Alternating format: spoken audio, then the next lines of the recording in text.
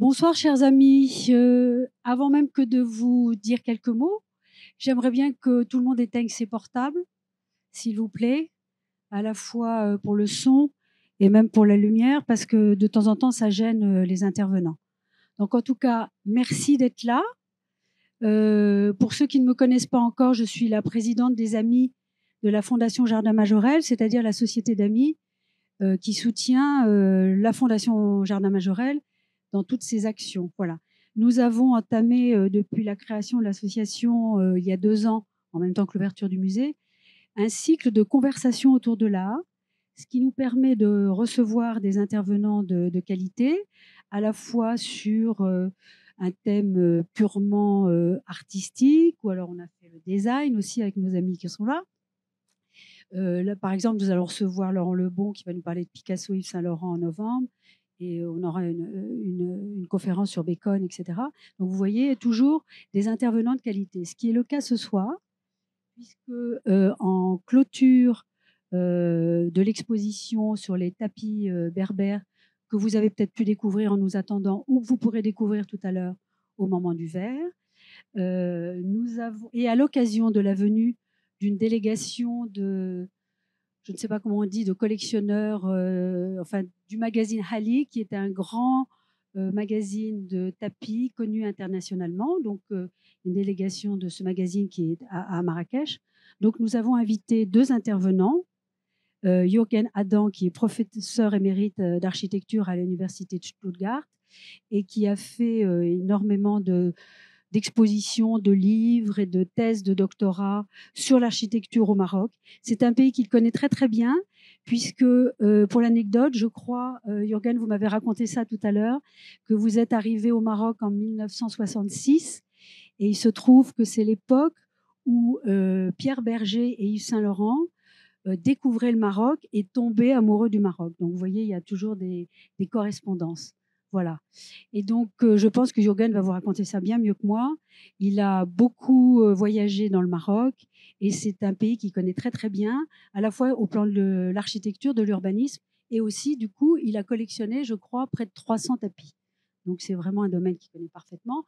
Et il va nous présenter, si je puis dire, pas un comparatif, mais une mise en correspondance entre les tapis marocains et l'art moderne. Vous voyez, c'est très, très, très intéressant. Et nous avons également la chance d'avoir Gebhart Blazek, j'espère que je n'écorche pas trop votre nom, qui est collectionneur et expert en tapis. Voilà. Donc, je voulais juste vous dire, nos intervenants parlent bien français, mais il y a des moments où peut-être ils parleront un peu en anglais. Donc, je vous demande toute votre patience. Et pour ceux qui ne comprendraient pas, on pourra faire une petite traduction, pas simultanée, mais un petit peu décalée. Voilà. Merci à tous d'être là et bon moment. Merci.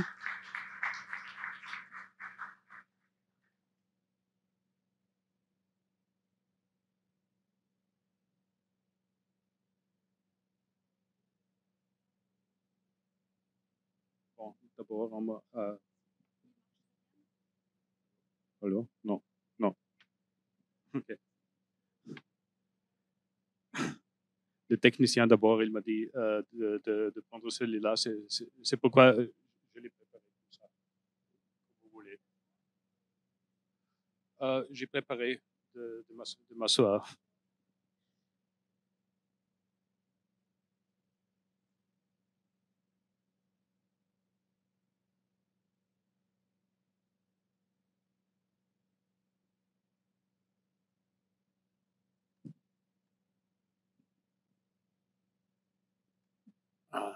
Ouais. Okay.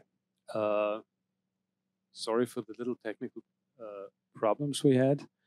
I will briefly introduce the main event, which is the lecture of Jürgen Adam.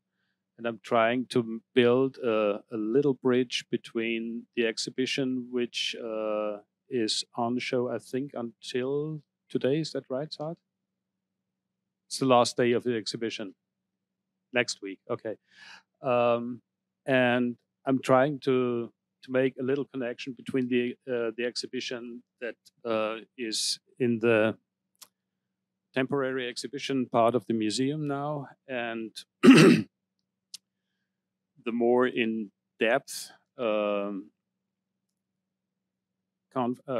speech that Jürgen will make regarding static connections between Moroccan carpets and works of art. The exhibition is focused on a relatively young group of Moroccan carpets that have evolved during the period that the formerly nomadic living population, mostly in the mountain and desert areas, like you see here, a tent. Those people became sedentary from the, I would say, mid-20th century onwards, and the carpet production changed from those based on sheep's wool towards like a very classical form from the Middle Atlas. And since the people who lived nomadically in the older periods, they settled in houses, and the demand on rugs on one side was still there. So you still needed carpets to cover the floor against the cold. But the families did not have so many sheep anymore, and therefore started mostly in an area in the angle between, or at first in the angle between the Middle and the High Atlas around Beni Mellal, Bujad, this region. They started to use substitution materials such as old worn clothes instead of the wool, like you see them here in a traditional form. And this development started around, I would say, the 1960s, 1970s in the first areas, and from the 1980s, 1990s on, it took over into a wider range of production all over Morocco for very basic needs, directly in everyday's use. See them here at the washing place, drying. You could easily welcome guests at the entrance of the house or in the backyard. You see the very traditional form as a saddle cover on the donkey's back, or more contemporary on new items of mobility.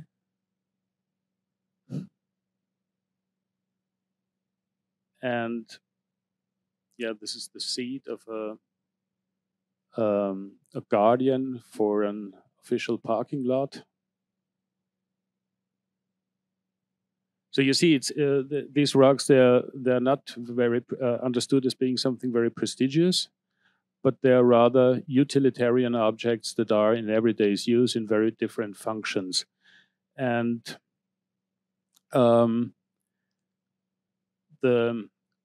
you can see later on in the exhibition a selection of typical examples of this group. And what I find interesting in direct connection to what Mr. Adam will tell us more in depth about is that these rugs, they are not determined so much by traditional expectations anymore. They have kind of a wider aesthetic background. I would not say necessarily from external Western influences. This is not what I think, but the expectations how a rug would have to look like is not not that narrow anymore, and therefore the formal or aesthetic solutions are more driven by the individual feeling of the weaver and the individual visions, maybe. So you see that you have in the last examples I show checkerboard system, or on the basis of orthogonal vertical and horizontal lines that could deviate quite a lot. We also find diamond forms like we have them in the traditional rugs. But basically, it's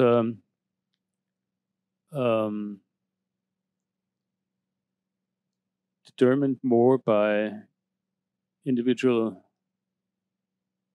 feelings or approach to image giving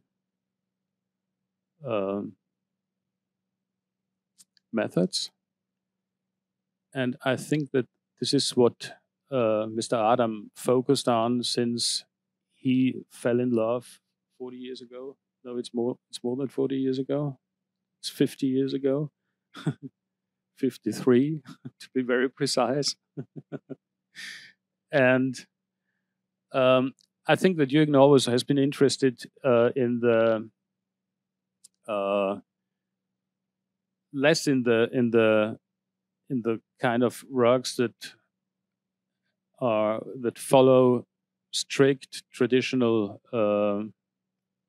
forms or techniques, but more in rugs that open up to this individual imagery and go in depth there. And during his very personal research, I would say, he stepped more and more, and he will tell you more about that, into similarities with Western art from the 20th century. I would say you start with examples from the 1920s. Is that true? Even earlier? And yeah, so I think that these rugs, they show in a certain way this kind of expression that Jürgen will show you, that even this kind of expressions, you don't necessarily find them only in later rugs, but also the examples he gives go back in deeply, I would say, deeply in the first half of the 20th century at least. Okay. We have the honor to welcome Mr. Jürgen Adam.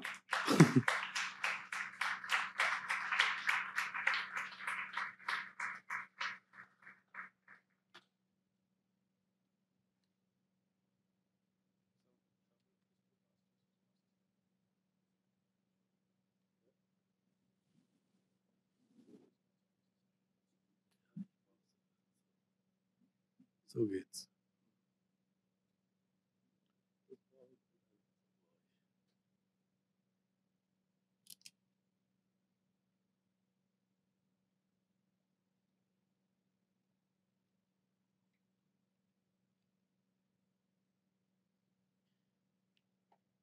Chère Madame Gelès, cher Monsieur Tazi,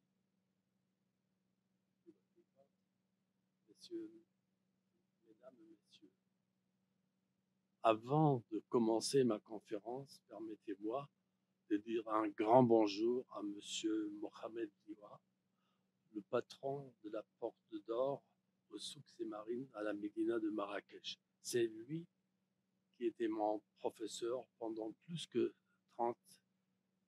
35 années. Comme ça, je ne peux plus lire.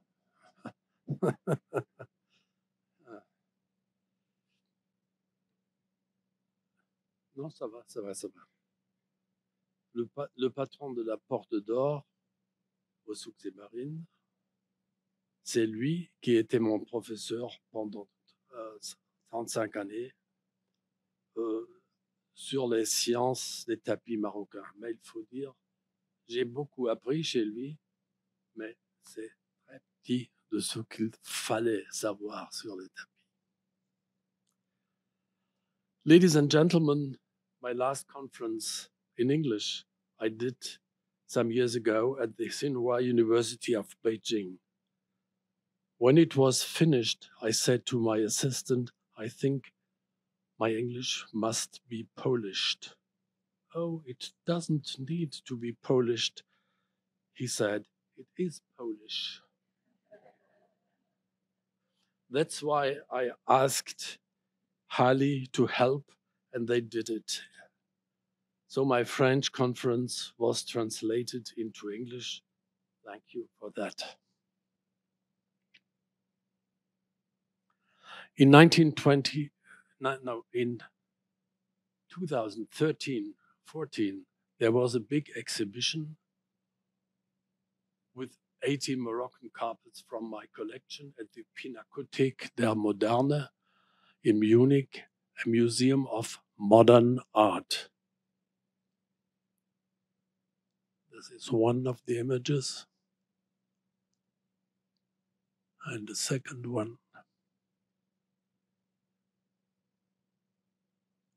It's 53 years since I spent my first weeks in Morocco.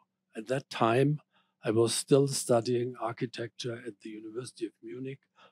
I had seen photographs of this country by chance in the studio at the university, and I was convinced that I had to come to see this magnificent country as soon as possible at any cost. It was in 1966 that I saw for the first time the mobile and immobile architecture of the tents, the Xor, the Tigemi, and the Igudar, singular, of Agadir of the south, and I was enthusiastic about these marvels that had stood the test of time and still stood at that time.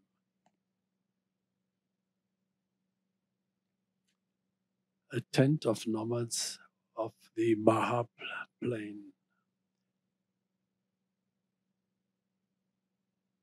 Fortified villages of sedentary populations in the Drawed Valley, the Xar of Ait Aissa Obrahim, en bas, the Xar Oulat Damar, and Achnous at the Tafilalet. A fortified house of the Apadades Tirham Ait Hamid in Ait El Arbi. Two collective granaries called Agadir of semi-nomadic populations of the Anti-Atlas, the Agadir of Tasgent near Ait Abdallah, and the Agadir Ageloui house of the Anti-Atlas, restored by Salima Naji, a young Moroccan architect.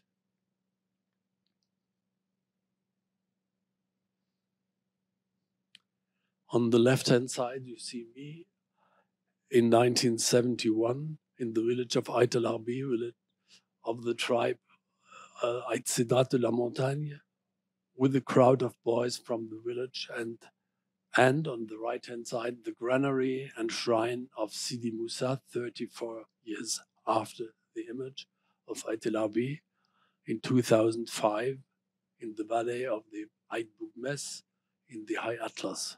What you see here in the middle is a conversation on knee pain of the Amin, of the Agadir, and me. In Tasnacht, 1966, I bought my first carpet. It was a saddle rug of the Confederation of the Aït people located on and around Jebel Sirua in the High Atlas.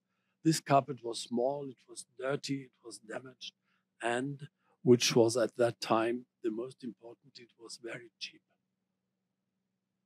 But it reminded me on a painting by Paul Klee that I saw shortly before. It was entitled With Two Dromedaries and One Donkey, that Klee painted 5 years after his travels in Tunisia in 1914. The camels on the saddle rug were identical, absolutely identical to the dromedaries on Kelly's painting. That was at the beginning of my first researches into Moroccan carpets and modern art of the 20th century in Europe and later on in America. From that moment on, when I went to see an exhibition of modern art anywhere in the world, I observed whether there were any similarities or possible comparisons with Moroccan carpets to be found, and there were many.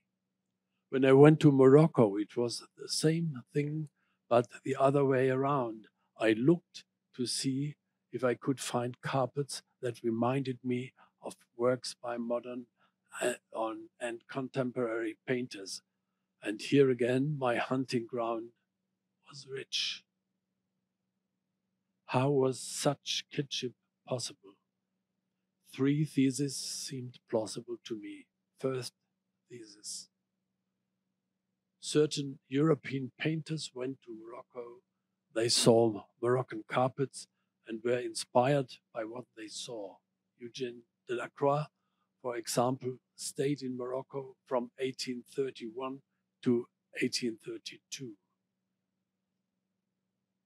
On the left-hand side, a painting by Eugène Delacroix. On the right hand, Alfredo Rodin, The Farewell of King Boabdil in Granada, painted in 1869, but the farewell happened in 1553. Some years later, Eugène Delacroix wrote a letter to art students in which he recommended that they drop their pilgrimages to Rome and be hired as staff on the next boat to the country of the Imaziren, that is to say Berbers, whose main artistic expression, as for some Arab tribes in Morocco too, was the carpet.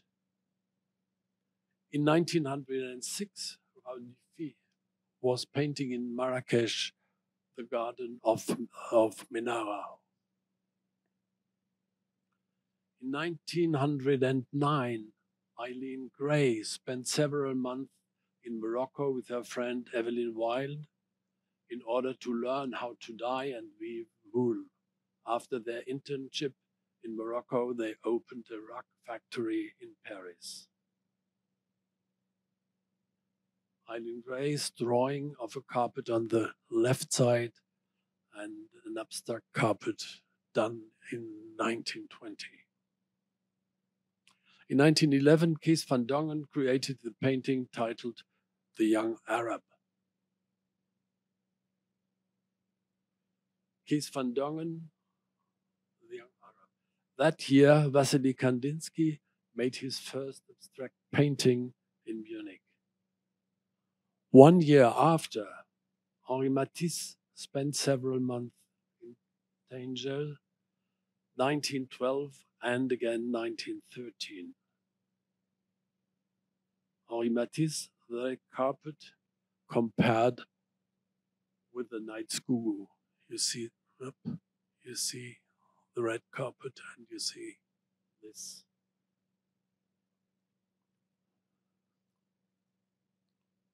Again, Henri Matisse, the little mulatto on the left-hand side, painted in 1912, and the seated ruffian in 1930.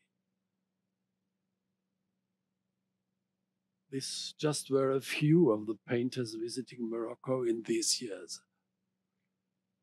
Second thesis: during the 40-odd years that the protectorate lasted, French designers and painters tried to revive the craft industry, mainly ceramics and the art of weaving. The influence of these initiatives was limited to a few manufacturers located in the west of the country and did not affect the nomadic populations or the sedentary people who succeeded them.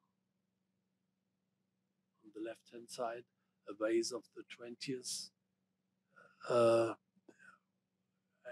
from the Bellerive Museum in Zurich with a Moroccan carpet and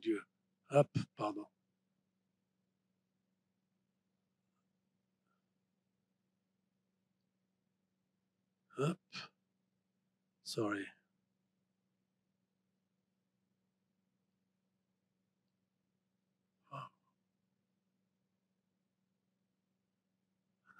I'm sorry. Here. And you see, it was already to be found in Moroccan carpets. Incidentally, the diamonds that can be seen on this vase of the 20th by French designers are also a classic motif of Moroccan textiles. After this period, the end of the Second World War and the independence of Morocco in the 50s, more and more tourism commenced, and the carpet merchants took note of the visiting tourists' opinions on their carpets. Many carpet designs changed a lot and still do it now.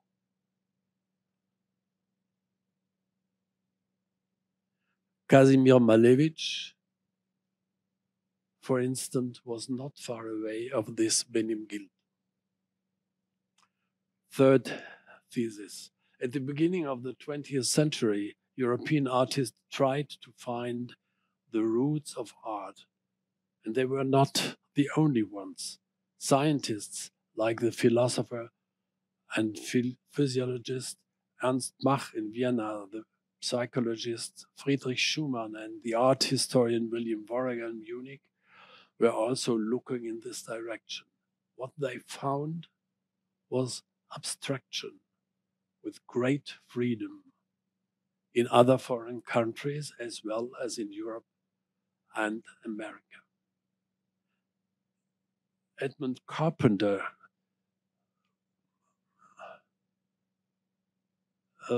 showed the result of the research of Carl Schuster patterns that connect with designs of Asia, Africa, America, and Europe.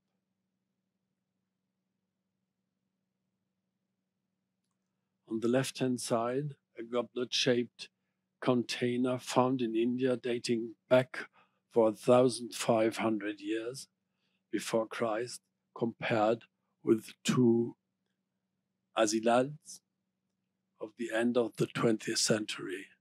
You see, this is similar, but also it's not so good to be seen, but it's also the same.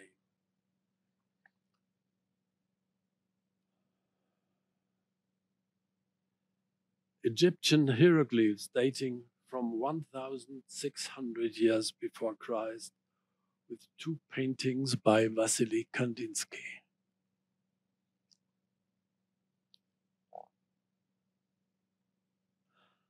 A prehistoric snake in the Dra Valley after Robert Letton on the here, with a painting by Paul Klee, the snake goddess and her foe. One thing, foe or foe? It's foe, I think. In this imaginary place, the abstraction, European painters came across carpet weavers who had been making carpets in an abstract style for centuries. But among these Moroccan weavers, it was not just abstraction that mattered.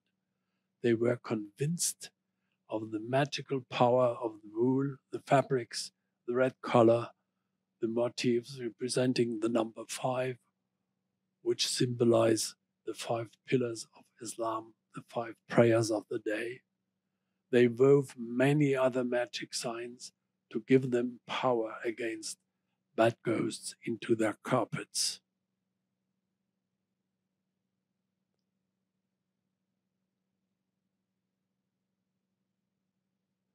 Fatima's hand on an Ishawen on the left-hand side.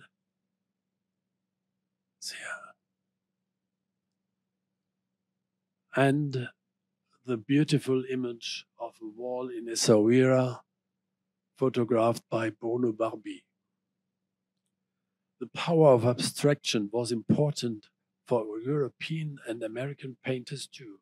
Kandinsky spoke of the inner qualities of points, lines, visible surfaces, which send messages and produce effects that go beyond abstraction. In the catalogue of the exhibition on the sublime at the Guggenheim Museum in Berlin, showing paintings by Mark Roscoe, Yves Klein, and James Turrell, the curator wrote, "From the beginning, we have ascribed a transformative force to abstraction.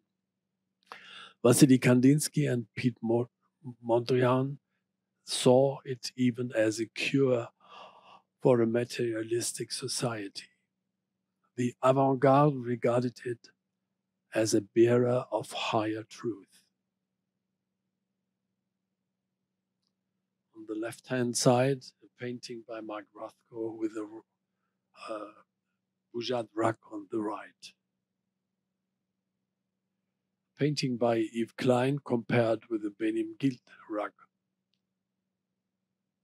Painting by Piet Mondrian compared to a painted metal door in the High Atlas.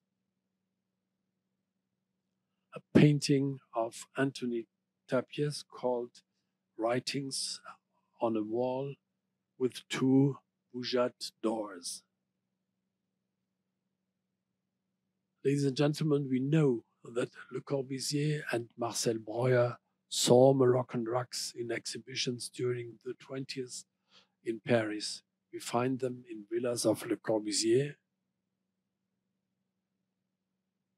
le pavillon de l'Esprit Nouveau, Le Corbusier with Moroccan carpets. Alvar Aalto, Finnish architect in the Villa Mairea with the Benuarain. Again. Yeah.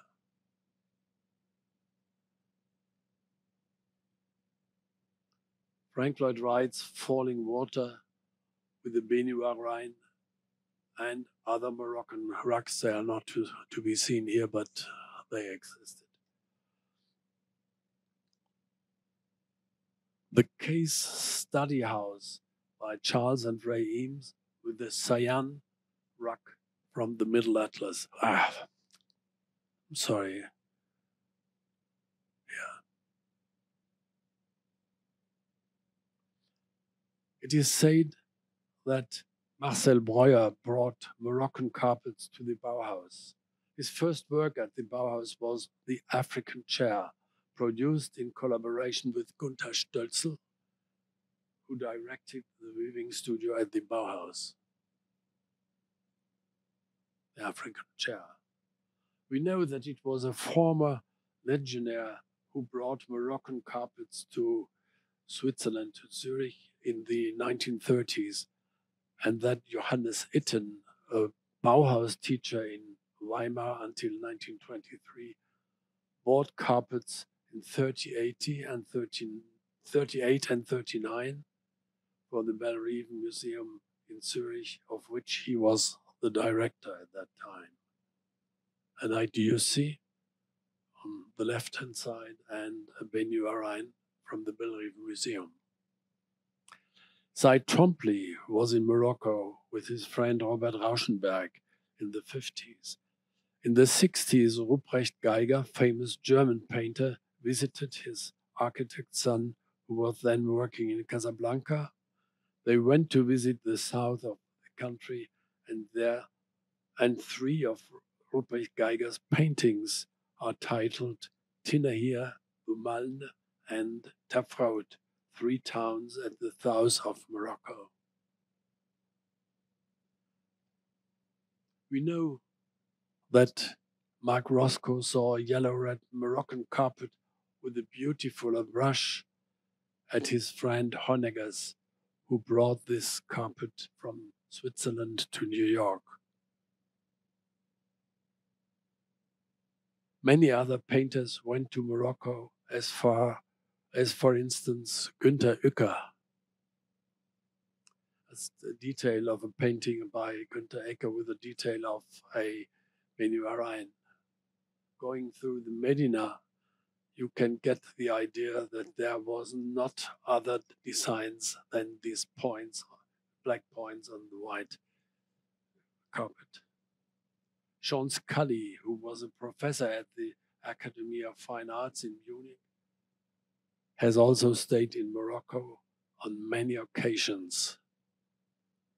One of his paintings is titled Tinmal.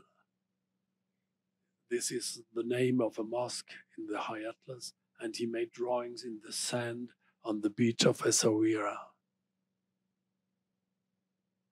And that's the painting called Tinmal. Hans-Jörg Voth, an artist and friend, set up his Stairs to Heaven and other artistic constructions in the Maha Plain near Erfurt. He spent a lot of time among the nomads of the Maha Plain. The staircase leading to the sky in the Maha Plain seen from far away. In the 14th century, the Tunisian Arab historian Ibn Khaldun proposed that cities were the positive centers of Islam and that rural populations, namely nomads and farmers, were negative and destructive. In her book Tales of a Harem Girlhood, Fatima Mernissi said that today we still treat nomads or people from the countryside as Arubi, which is a big word. Ladies and gentlemen, the carpets you've seen and the ones you will see are neither courtly carpets nor city carpets. They are neither very refined nor perfect, but they show fantastic freedom. They are carpets where we imagine we see graphic signs that John Cage used in the place of musical notes as a random score. Signs that seem to refer to the improvisations of jazz musicians on the verge of starting a jam session. Almost all these carpets are made by these so-called negative and destructive populations.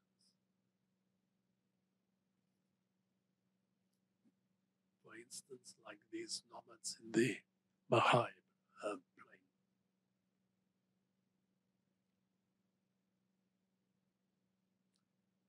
This is a map of the French army of 1916.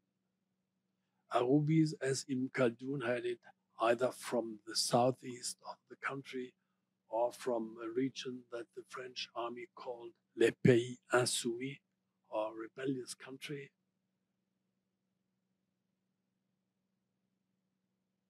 That's this region.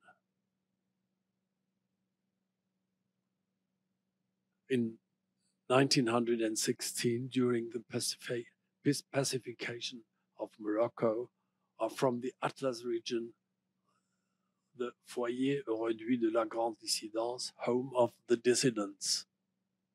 Up.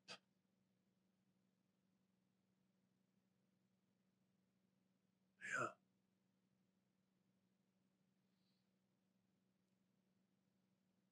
This is where most of these carpets come from. They kept an archaic strength and an incredible freedom. The drawings are very simple, as in the 20th century paintings of European and American artists, and it is for this reason that these carpets and these paintings are so expressive, so strong, as you'll see. On the right-hand side, Johannes Itten compared with the Boujade. On the left-hand side, the sketch of made at the Bauhaus and the Boujade. Birch is called the drawing by Joseph Beuys in 1948 and the Benim Guild. Paul Klee on the right-hand side, Rechtes Flügelstück, it is called, 1915 with the Boucheroute of Boujade. By the way, it's Gebhart Blazek's carpet.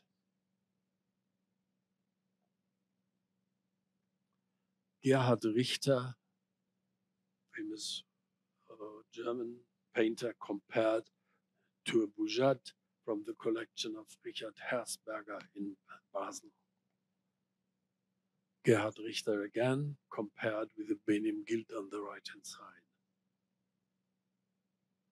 Frank Stella on the left, composition 1958, compared with Banderas of the Ahelziwan tribe. Ellsworth Kelly compared with the Nazilal. Barnett Newman compared with the flat-woven cover of the Middle Atlas. Barnett Newman again compared with the rug from the Middle Atlas. Bella Brona, former Bauhaus student, showing drawings at the Bauhaus on a flat-woven Zemmour. Paul Klees, lesson drawing at the Bauhaus compared with the detail of an Azidan. Watercolor by Wassily Kandinsky compared with the not-so-good Boucherville from the Middle Atlas. Brancusi's Endless Tower compared with the Rehamena. You see that this and this is very close together.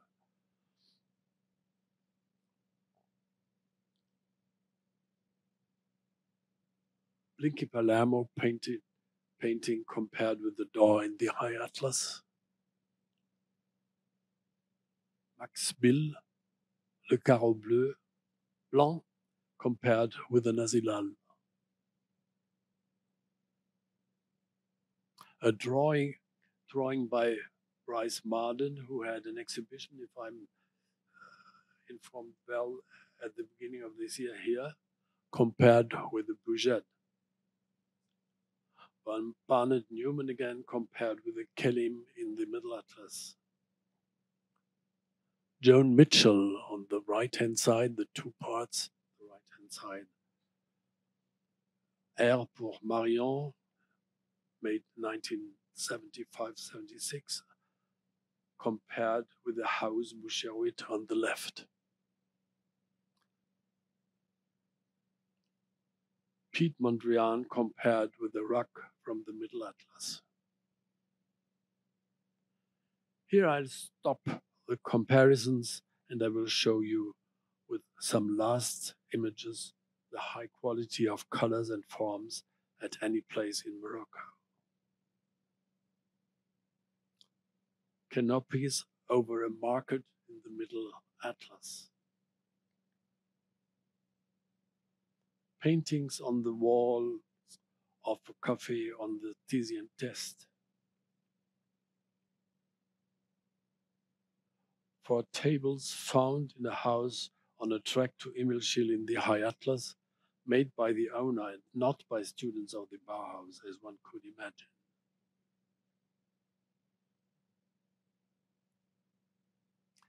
Ceilings of two houses in the High Atlas, I know much of them in a similar quality. Some last carpets, like the flat-woven wool blanket or cover of the Urica Valley in the High Atlas first half 20th century. A carpet of red in the Middle Atlas with a marvelous brush. It's much better in reality than it is on this photograph. A Beni Zemmour from Bouget and a wonderful Bouget rug. It was the first Bouget I bought at Abdelhai Bibi's shop, L'Art de Boulimine, here in Marrakesh in the early 70s.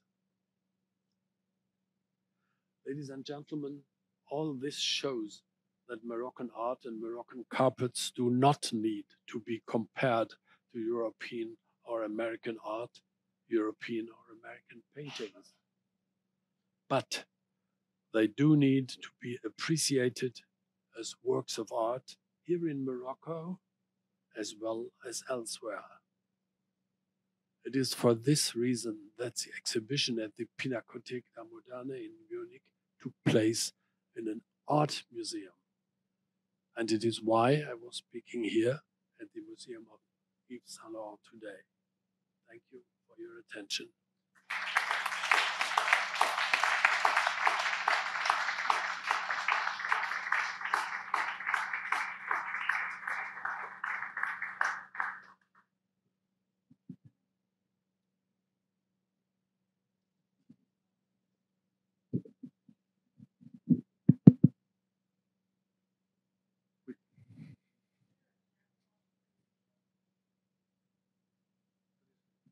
Was there a catalog for your show in Munich? Yes.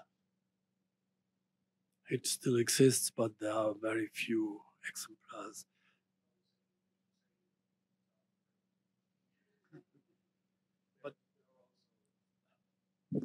Sorry. Basically, there have been two issues. The first and the second, and both are out of print. So there are very, very few copies left. But there will be probably a French version. We are on discussion with the man coming from Casablanca that he will do a French-English version. It's in discussion, yeah. You are the lucky one that you probably will get in the next days a catalog of the conference 1995 of ICOC, International Conference on Oriental Carpets. And Monsieur Adam Jürgens have given a lecture in that conference, and that lecture is printed, as I remember, even in English, French, and German. Right.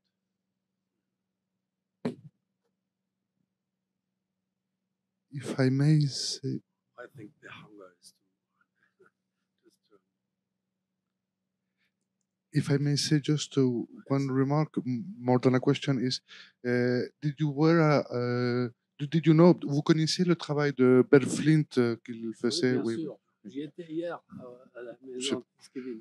Ah oui, et justement, Melehi, dans l'exposition qui est maintenant en ce moment au Macal, au Musée d'art contemporain africain, il y a une des salles est dédiée à Bert Flint pour justement la relation, encore une fois, de comparaison entre Melehi et Bert Flint. J'ai discuté ça avec lui aussi, il y a longtemps déjà, quand je commençais à faire mes études.